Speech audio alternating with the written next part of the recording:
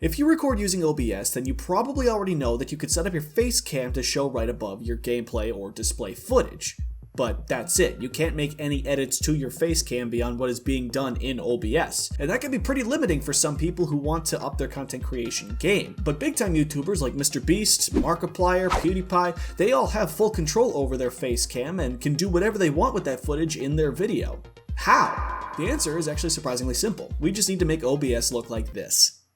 Okay, I understand this looks a little bit dumpy, but trust me on this, this will end up being invaluable to you in like 5 or 10 minutes. What we want to do is have the display capture show up here on the left side and have our camera show up on the right, and then we can separate the two into 2 separate videos in post. If you don't know how to record using OBS, then don't worry, I have you covered. I already created a tutorial on the ins and outs of recording in OBS, which you can find in that video right up there. But if you're already good to go, the first thing that you need to do is create a new profile and scene collection. Then we need to go to settings and go to video. Change the 1920 by 1080 to 3840 by 1080. The reason why we're doing this in the first place is because we want to change our base canvas to be double the length of our regular 1920 by 1080 footage. So 1920 times 2 is 3840. This way we can record both a full HD camera and display capture on one canvas without having to go 4K. Apply the same numbers to the output resolution. As for bitrate, there's a page on YouTube Help that shows the recommended bitrate that you should use when uploading videos to YouTube. It recommends that for videos that are 1920 by 1080 with 60 FPS, like what we're using right now, we would use 12 Mbps, which is kbps without the zeros. But since we are doing double the normal amount, I would say that you need to set it to 24,000 kbps.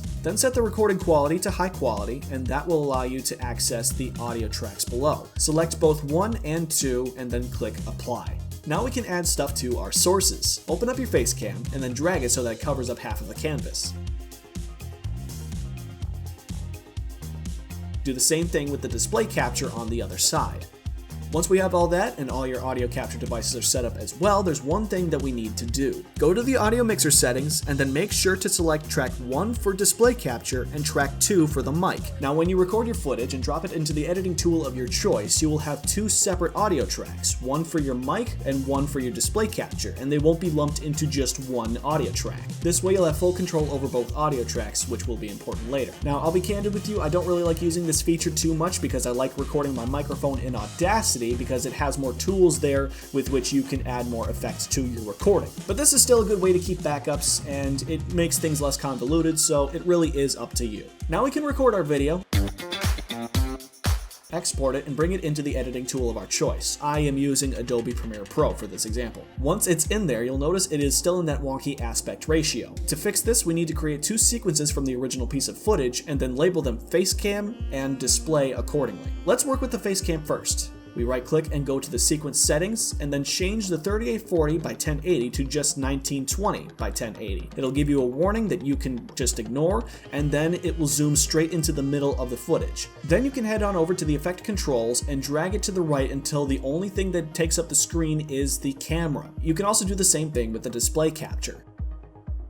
Now both our camera and our display capture are completely separated. But don't go editing quite yet. There's still something that we need to do. Just because we set both sequences to show 1920 by 1080 doesn't mean that the rest of that footage is still gone. So we are still working with 3840 by 1080 if we were to start editing right now, which will give our computer extra work and will frankly make things all the more complicated going forward. What we do instead is we export them in Media Encoder. That way we end up with 2 pieces of footage that are 1920 by 1080 rather than 2 pieces of footage that are 3840 by 1080, which will make it a lot easier for us and our computer. Once that's all exported, we can bring it back into Premiere Pro and bring the display capture onto the timeline, and then lay the Facecam on top of the display capture. We can't see any of the display with the Facecam on top of it, so what we can do is we can go over to the effects, add on the crop effect, and then adjust it so that it's more of a box shape, and then scale it down so that we can fit it in the corner of our footage, so we get both the display as well as our face capture.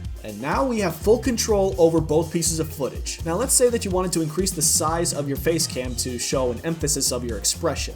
Well, one thing I'd recommend that you could do is bring the anchor point to the corner of your footage, and then you can zoom in and out and it stays in that corner. And you could also use keyframes so that you can gradually make it zoom in over time. But putting it in the corner like that will come with a trade-off of you needing to readjust the anchor point if you wanted to do some tricks with rotation or anything else like that. But there are other things that you can do too besides just increasing the footage. You can change the colors, you can give it a shaking effect, you can have it zoom all across the screen. It really is up to you. And there you have it. That's everything you need to know about recording your face cam and display capture separately so that you can edit both to your liking. I hope you enjoyed the video and found it informative. Remember to check out my channel where I have even more tutorials and things that you can add to your arsenal, and subscribe if you want to see what I come out with next. Thank you so much for your time, and I hope you have a good night.